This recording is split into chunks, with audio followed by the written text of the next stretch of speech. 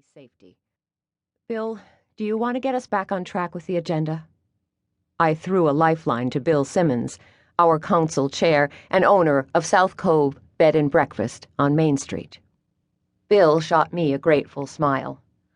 I'm sure Jill is anxious to get the meeting over and get back to business. As a side note, the mayor has reappointed Ms. Gardner as the chamber's liaison for next year.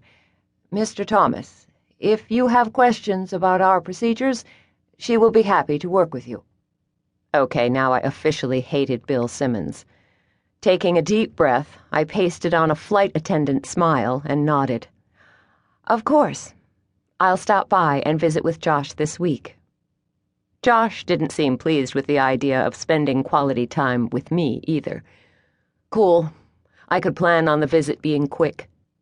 Bill's relief at regaining control swept across the room, calming everyone except me and Josh. Let's move on. The annual summer festival starts up next month.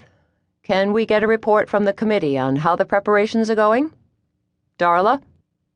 As the owner of the local winery explained the committee's goals, I took a seat next to Sadie. Thanks, she whispered. Not a problem. I liked Sadie. She and I had become friends in the last year, mostly over coffee after the business-to-business meetings. In her 40s, the woman was a single mom, led the women's group at her church, and ran a small business. She got more done in 2 hours than I accomplished in 8. She'd been a rock for me when I'd been put in charge of Miss Emily's funeral earlier this year. Without Sadie's help, my friend would have been sent to the afterlife without a proper goodbye. My coffee shop, bookstore, was the best customer for her business, Pies on the Fly. She was easygoing and would give you her left arm if you needed it, but no one messed with her kid.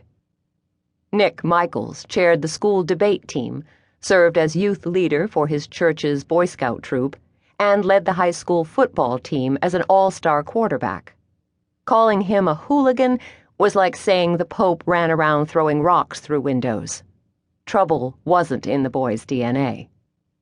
Somehow, Bill pushed the last 2 items off until the next meeting, and before I knew it, the meeting adjourned. Sadie stayed around to help clean up after the others refilled their cups with a last free coffee and said their goodbyes. I started wiping down the hodgepodge of tables we'd shoved together for the meeting. Sadie shoved paper plates and used napkins into a sack with a gale wind force. I can't believe that man. Sadie crumpled a leftover paper cup and shoved it into a trash sack. He doesn't like kids, that's all. He's so used to working with the past, he can't see the future right in front of him. He's a character. I'll agree with you on that point. I wiped a table clean and returned it to a spot near the window. Pulling chairs around the table, I watched my friend's face as I said the words she didn't want to hear. Listen, Craig's been complaining to everyone the town kids are sneaking in after hours. Greg's been out on calls there 3 times this month. Detective Greg King had returned to town after his divorce to serve as the town's lead police officer. Greg also was my boyfriend. The word still rankled when I thought it, let alone said, boyfriend. Seriously? Wasn't there a grown-up word a 32-year-old could call the hunk of boy toy she dated? You don't think my Nick would be part of anything like that, do you? He knows better. Sadie's eyes filled with tears. She'd raised Nick alone after her husband was killed on an offshore oil rig when their son was 5.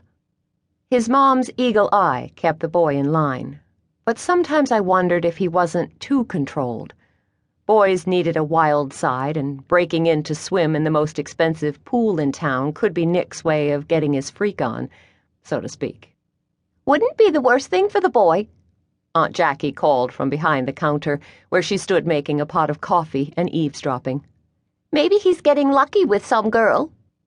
Aunt Jackie!